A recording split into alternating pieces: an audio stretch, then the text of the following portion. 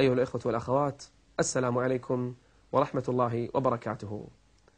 العين نعمة عظيمة، ويكفي أنك تعرف قدر العين إذا نظرت إلى الأعمى الذي لا يبصر، يتمنى أن لو أنفق كل أمواله، وأن لو أنفق كل ما يملك فقط يبصر ولو مرة واحدة.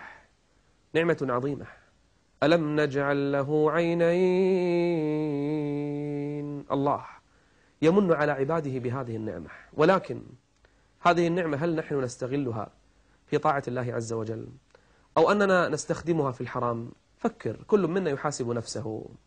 بعض الناس للأسف إذا سافر إلى بلاد هو غريب فيها أخذ يقلب عينيه فيما شاء من صور ومن نساء ومن محرمات ومن أمور منكرة. أهم شيء ما حد يعرفه، أهم شيء ما حد يشوفه. ألم يعلم بأن الله يرى. بعض الناس إذا جلس أمام التلفاز والفضائيات قلب عينيه في كل منكر وينظر إلى كل حرام ولا يبالي، فقط يمتع ناظريه ويمتع نفسه. قل للمؤمنين، شوف الأسلوب. الله جل وعلا يقول للنبي عليه الصلاة والسلام: يا رسول الله أخبر أهل الإيمان. قل لهم. ماذا أقول لهم؟ قل للمؤمنين يغضوا من أبصارهم، لأنه إذا ما غض بصره، لأنه إذا ما حفظ العينين لن يحفظ الفرج. قل للمؤمنين يغضوا من أبصارهم ويحفظوا فروجهم. وإذا أطلق لعينيه العنان كل الحوادث مبدأها من النظر، ومعظم النار من مستصغر الشار. اسمعوا قصة رجل كان يعمل مؤذنا في زمان قديم، يعمل مؤذنا، وكان الأذان في الماضي يرقى الرجل على سطح المسجد، أعلى المسجد، ويؤذن. ما عندهم سماعات وميكروفونات وغيرها مثل اليوم. وكان كلما رقى سطح المسجد نظر إلى بيت من البيوت فيه فتاة، كان ينظر إليها ويمتع ناظريه بها حتى تعلق قلبه بها، مع أنه يؤذن، لكنه لم يغض بصره، لكنه ما اتقى الله في نعمة العين. نزل الرجل يوم من الأيام فطرق الباب على ذلك البيت، فخرجت تلك الفتاة فقال لها: أريد أن أتزوجك، أريد الزواج منك، أنا أحبك، أنا أعشقك. فقالت له: لا يمكن. قال لها: لما؟ قالت: أنا لست مسلمة، نصرانية. قال: وماذا في الأمر؟ لا بأس. قالت له: لا، تتنصر وإلا لا يقبل أبي بالزواج. قال: هو ذلك. فترك دينه ودخل في دين النصرانية، ارتد ودخل على البيت ليتزوجها، فسقته من الخمر فشرب، وأكل من الحرام وشرب من الحرام، وكان يرقى على سطح منزلها يوم من الأيام وهو ثمل سكران، سقط من أعلى المنزل وهلك الرجل وزهقت نفسه على غير دين محمد عليه الصلاة والسلام. بدأ الأمر بما؟ بنظرة. قل للمؤمنين يغضوا من أبصارهم ويحفظوا فروجهم ذلك أزكى لهم. بعض الناس في الإنترنت مثلا يدخل على مواقع يقلب ناظريه، يسر ناظريه ما ضر خاطره، لا مرحبا بسرور عاد بالضرر. بعض الناس يقلب ناظريه في الإنترنت مثلا، يقلب عينيه في صور محرمة وصور خليعة. أهم شيء ما في أحد يشوفه، ما في أحد يراه. ألم يعلم بأن الله يرى، ألم يعلم بأن الله يرى. بعض الناس يروح الأسواق، يذهب إلى الأسواق، يتجول في الأسواق يمنة ويسرة ويشاهد هذه وينظر هذه الصورة ويتمتع بهذا المنظر ويفعل كذا وكذا. يا أخي الكريم، هذه العين سوف تسأل عنها يوم القيامة عند الله جل وعلا، سوف تنطق وتشهد عليك عند الله جل وعلا يوم القيامة. ولا تقف ما ليس لك به علم إن السمع والبصر والفؤاد، البصر، إن السمع والبصر والفؤاد كل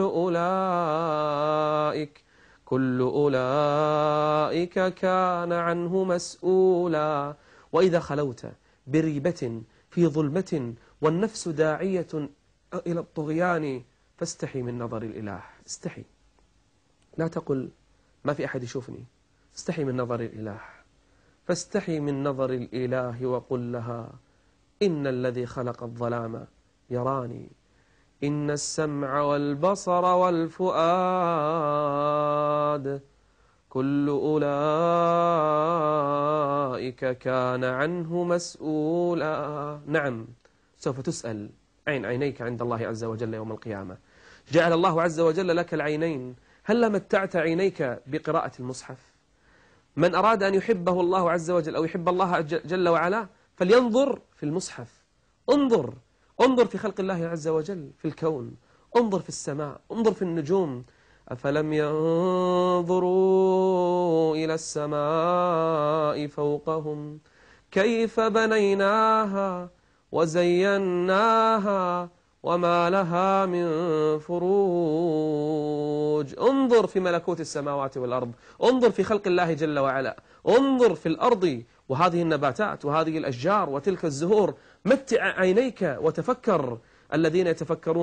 الذين يتفكرون في خلق السماوات والأرض ربنا، ويتفكرون في خلق السماوات والأرض ربنا ما خلقت هذا باطلا سبحانك فقنا عذاب النار. بعض الناس يتجول في الأسواق وينظر في المجلات، يفتح المجلات فإذا به ينظر إلى فلانة وينظر إلى فلانة ويمتع ناظريه نظر شهوة إلى النساء.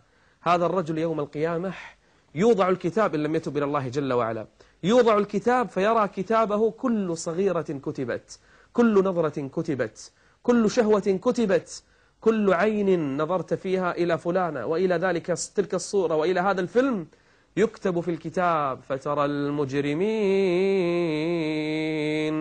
فترى المجرمين مشفقين مما فيه ويقولون يا ويلتنا